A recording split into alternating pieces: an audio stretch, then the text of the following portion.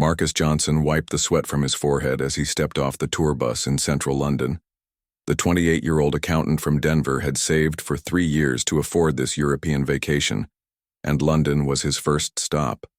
He clutched his worn guidebook tightly, determined to see every famous landmark mentioned in its pages. The summer heat was unbearable, even for someone who lived in Colorado. Marcus had packed all wrong for this trip, bringing heavy clothes expecting London's famous rain and fog. Instead, he found himself walking through the busiest tourist areas in blazing sunshine. Wearing thick jeans and a heavy jacket he was too stubborn to remove. His phone buzzed constantly with messages from his girlfriend Sarah back home, asking for photos and updates. Marcus felt pressure to make this trip perfect, to prove that spending their shared savings on this adventure was worth it. Every monument, every historic building had to be photographed from every angle. As he walked toward Buckingham Palace, Marcus noticed how crowded the streets were. Tourists like him moved in slow waves, stopping suddenly to take selfies or consult their maps. Street performers competed for attention with loud music and colorful costumes. The smell of food trucks mixed with car exhaust and the general scent of thousands of people packed into tight spaces. Marcus had never been anywhere more exciting or overwhelming in his entire life. Back home in Denver, his daily routine was simple and predictable. Wake up, drive to work, sit at his desk reviewing financial reports, drive home, watch television with Sarah, and repeat. This chaos of London felt like stepping into a completely different world. He pulled out his phone to check his itinerary. The Royal Guard ceremony at Buckingham Palace was supposed to start in 30 minutes. Marcus had read about it extensively during his flight, learning about the tradition, the uniforms, and the strict rules the guards followed. He was particularly excited to see the famous red uniforms and tall black hats in person. The crowds grew thicker as he approached the palace gates. Marcus found himself squeezed between a family speaking what sounded like Italian and a group of teenagers taking endless selfies. Everyone seemed to know exactly where to stand and what to expect. Marcus felt completely out of place, like an amateur surrounded by expert travelers. His stomach growled loudly, reminding him that he had skipped breakfast in his excitement to start sightseeing. The airplane food from his overnight flight had been terrible, and he had been too nervous to eat much anyway. Now he regretted not stopping at one of the many cafes he had passed on his walk from the hotel. Marcus reached into his backpack, searching for the energy bars he had packed for emergencies. His fingers brushed against various travel items until he found what he was looking for. But instead of an energy bar, his hand closed around a small glass bottle. He pulled it out and realized he had grabbed the hot sauce Sarah had insisted he bring. Sarah was obsessed with spicy food and had made Marcus promise to try local cuisines with her special hot sauce blend. She had spent weeks creating the perfect mixture of ghost peppers, habaneros, and secret ingredients she refused to reveal. The sauce was so intense that Marcus could barely handle a single drop, but Sarah used it on everything she ate. Looking at the small bottle, Marcus smiled, thinking about his girlfriend. She would be waking up soon in Denver and would expect photos and stories from his adventure. He carefully placed the hot sauce back in his bag and continued pushing through the crowd toward the palace, unaware that this innocent bottle would soon change the course of his entire vacation. The crowd around Buckingham Palace had grown massive by the time Marcus finally found a decent viewing spot. He squeezed between two elderly women with matching sun hats and positioned himself about 20 feet from where the royal guards stood, at attention. The famous red uniforms and tall black hats looked even more impressive in person than in all the photos he had seen online. Marcus raised his phone to take a picture but realized he was too far away to get a good shot. Everyone around him seemed to have professional cameras with long lenses, making his basic smartphone camera look pathetic in comparison. He tried pushing closer to the front, but the crowd was packed so tightly that moving even a few inches required careful maneuvering. The heat was becoming unbearable. Marcus felt sweat dripping down his back under his heavy jacket, but taking it off would mean losing his spot in the crowd. He watched other tourists sipping cold drinks and eating ice cream, making his mouth water with thirst. His throat felt dry and scratchy from the warm air and dust kicked up by thousands of shuffling feet. A woman next to him started complaining loudly in what sounded like German, pointing at the guards and shaking her head. Marcus could not understand her words, but her tone suggested she was disappointed by something. He began to worry that maybe the ceremony was not as exciting as his guidebook had promised. Minutes passed slowly as Marcus waited for something interesting to happen. The guards stood perfectly still like statues in their bright uniforms. Occasionally one would turn his head slightly or shift his weight, but mostly they remained frozen in place. Marcus started to understand why the German woman seemed frustrated. His stomach cramped with hunger, reminding him again that he had not eaten anything substantial since the airplane meal. Marcus remembered the energy bars in his backpack and decided to quickly grab one while he waited. He carefully slipped the bag off his shoulder, trying not to disturb the people pressed close around him. As Marcus rummaged through his bag, his elbow accidentally bumped into a tall man standing behind him. The man wore an expensive-looking camera around his neck and had been taking professional photos of the guards. The bump caused the man to stumble slightly, and his camera swung forward, nearly hitting the woman in front of him. The photographer turned toward Marcus with an angry expression and said something harsh in a British accent. Marcus could not catch all the words, but the tone was clearly annoyed. Other people in the crowd began to turn and look, making Marcus feel embarrassed and conspicuous. His face turned red as he mumbled an apology and tried to focus back on finding his energy bar. His hands felt clumsy and sweaty as he searched through the bag. Travel documents, phone charger, extra socks, guidebook, and finally his fingers closed around what felt like a rectangular bar.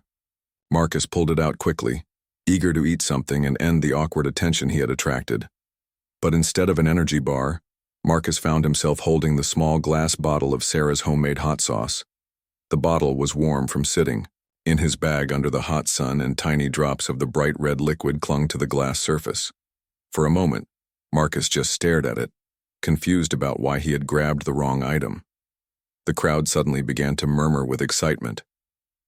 Marcus looked up and saw that one of the royal guards was walking directly toward their section. The guard moved with perfect military precision, his black boots clicking against the pavement in a steady rhythm. His red uniform was immaculate, and his tall black hat made him look even more imposing than Marcus had expected. Everyone around Marcus began raising their cameras and phones, desperate to capture photos of the guard up close. The excitement was infectious, and Marcus felt his heart rate increase as the uniformed figure approached. This was exactly the kind of authentic London experience he had traveled thousands of miles to witness, the kind of story he could tell friends and co-workers for years to come.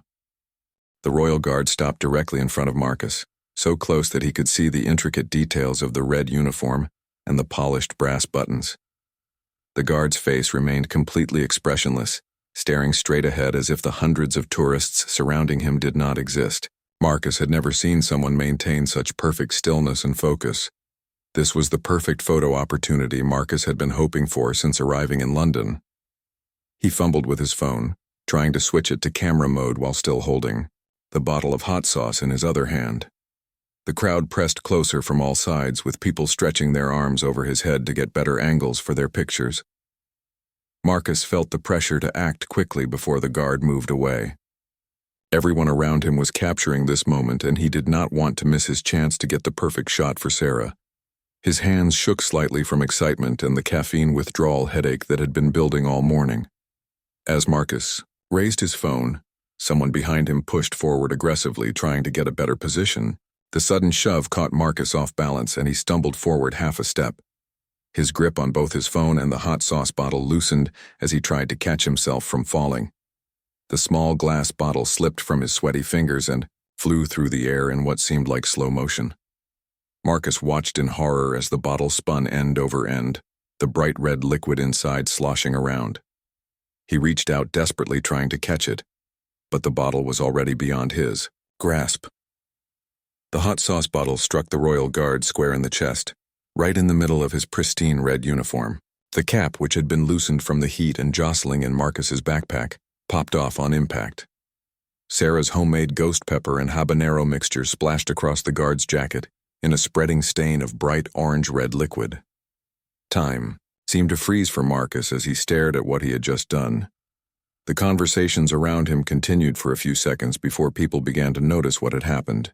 The royal guard, who had maintained perfect composure through countless tourist interactions, now had spicy sauce dripping down his uniform. Marcus's mouth went completely dry as the reality of the situation hit him. He had just assaulted a royal guard with homemade hot sauce in front of hundreds of witnesses. Every phone and camera in the crowd had been pointed in this direction when it happened, meaning the incident was probably recorded from dozens of different angles. The guard's expression remained stoic, but Marcus could see a slight tightening around his eyes. The man was clearly a professional who had dealt with tourist mishaps before, but this was probably not a situation covered in his training manual. Drops of the spicy mixture continued to fall from his uniform onto the ground. People in the crowd began to realize what had happened, and Marcus heard gasps and murmurs in multiple languages.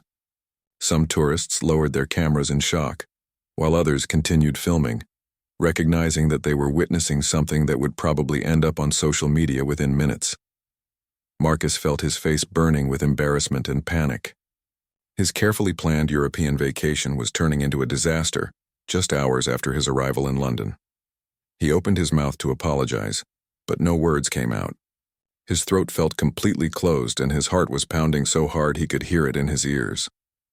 The crowd around him began to step back slightly, creating a small circle of space around Marcus and the guard.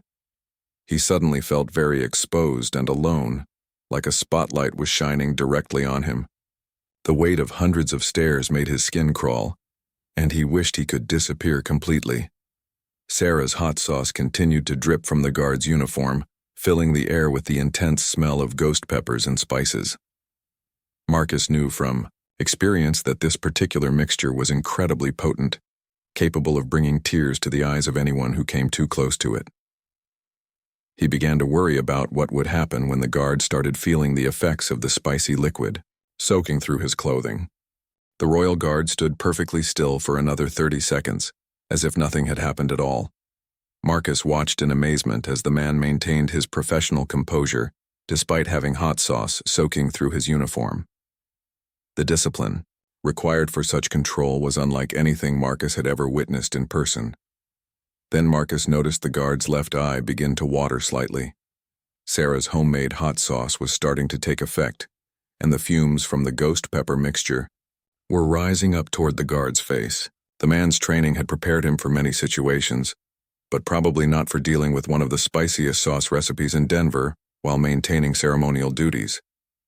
A bead of sweat appeared on the guard's forehead, and Marcus realized the man was fighting a battle between his professional obligations and the burning sensation that was surely spreading across his chest. The hot sauce had soaked through the red fabric and was now in direct contact with his skin. Marcus finally found his voice and began to stammer an apology, but before he could get more than a few words out, two other guards appeared from somewhere in the crowd. They moved with swift precision, clearly responding to some signal or protocol that Marcus had not noticed. Their faces were stern and focused as they approached the scene. One of the new guards spoke quietly into a radio device attached to his uniform. Marcus could not hear the words, but the tone was urgent and professional. The second guard positioned himself between Marcus and the crowd, effectively blocking any escape routes while maintaining the appearance of normal crowd control. The original guard, still dripping with hot sauce, finally allowed himself a small grimace as the burning sensation became too intense to ignore completely. His eyes were now watering more noticeably, and Marcus could see him struggling to breathe normally as the pepper fumes affected his respiratory system. Marcus felt a hand firmly grasp his elbow. He turned to see a security officer in plain clothes, who had appeared beside him without making any noise. The man was not wearing a uniform, but his authoritative presence and the way he moved made his role obvious. His grip was gentle but unmistakably firm. The security officer spoke in a calm, professional voice that somehow managed to be both polite and intimidating at the same time. He explained that Marcus needed to come with him to discuss the incident, using language that made it sound like a reasonable request rather than a command. However, the way he maintained his grip on Marcus's arm made it clear that compliance was not optional. As they began to move away from the crowd, Marcus caught glimpses of people holding up their phones, recording everything that was happening. He realized that his face was probably being captured in dozens of videos that would be uploaded to social media within minutes. The thought of his embarrassing mistake going viral made his stomach lurch with anxiety. The crowd parted to create a path as the security officer guided Marcus away from the palace gates. People stared openly as they passed, some with expressions of sympathy and others with obvious amusement.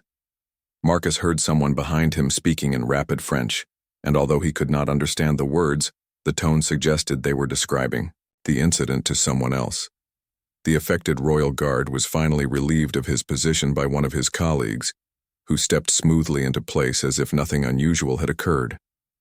The professionalism of the entire operation impressed Marcus, even in his panicked state.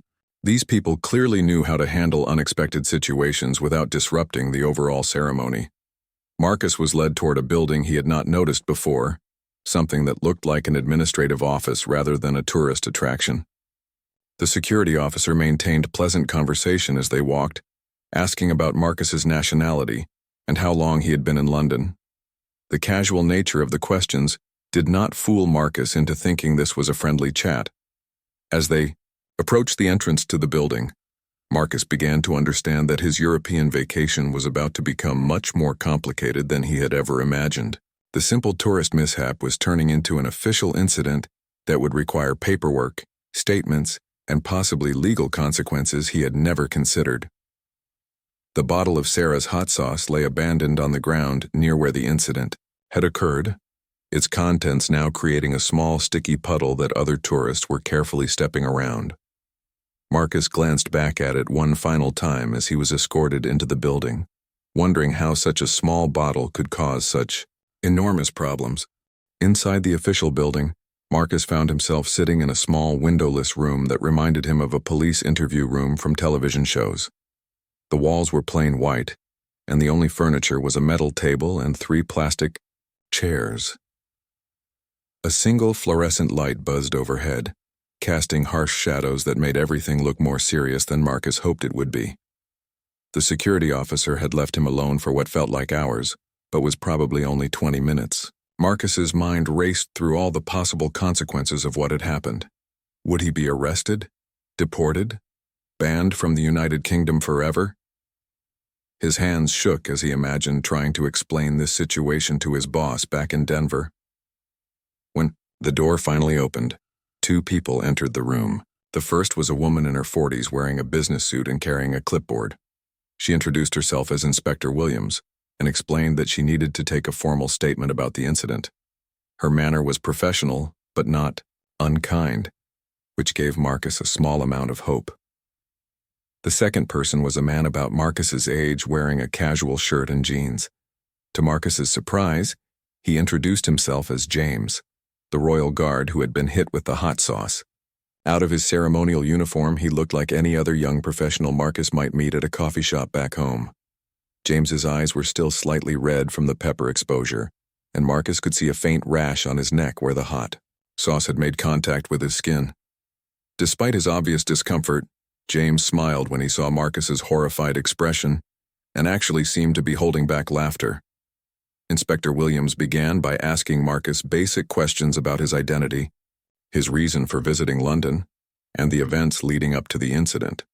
Marcus answered honestly, explaining about his planned European vacation, his girlfriend's homemade hot sauce, and the accidental nature of what had happened. His voice cracked with nervousness as he described the moment the bottle slipped from his hands. As Marcus told his story, James occasionally nodded or asked clarifying questions.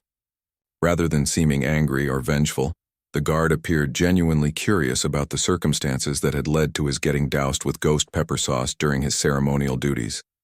He even asked about the ingredients in Sarah's recipe, mentioning that he enjoyed spicy food himself. Inspector Williams took detailed notes throughout the interview, occasionally stopping to ask Marcus to repeat certain details or explain his timeline more clearly. She seemed particularly interested in whether Marcus had brought the hot sauce to London with any intention of using it as a weapon, a suggestion that horrified him so much he could barely form coherent sentences in response. When Marcus finished his account of events, the room fell silent except for the buzzing of the fluorescent light. Inspector Williams reviewed her notes while James continued to dab at his irritated eyes with a tissue. Marcus sat quietly, afraid that saying anything else might make his situation worse. Finally, James spoke up, addressing Inspector Williams, rather than Marcus directly. He explained that he had been a royal guard for 3 years and had experienced all sorts of tourist mishaps during his service. People had fainted on him, grabbed his uniform, tried to make him laugh, and even attempted to feed him snacks. However, he admitted with a slight grin, this was his first hot sauce attack. James went on to say that he believed Marcus's story about the incident being completely accidental. The guard had observed Marcus's behavior before the bottle fell and had seen the genuine shock and horror on his face immediately afterward. In his professional opinion, this was clearly a case of tourist clumsiness, rather than any sort of intentional assault. Inspector Williams listened carefully to James's assessment and made additional notes on her clipboard. She then turned to Marcus and explained that while the incident was unusual and would need to be documented in an official report, she was inclined to treat it as an accident rather than a criminal matter, especially given the guard's testimony.